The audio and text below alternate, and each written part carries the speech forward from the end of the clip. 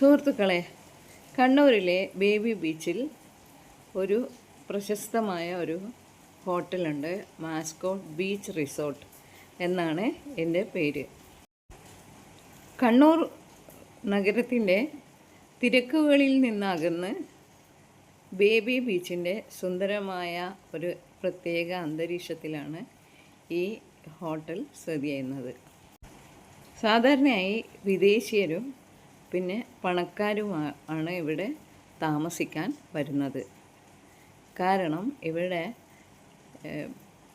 3500 മുതൽ മുകളിലോട്ടാണ് ചാർജ്.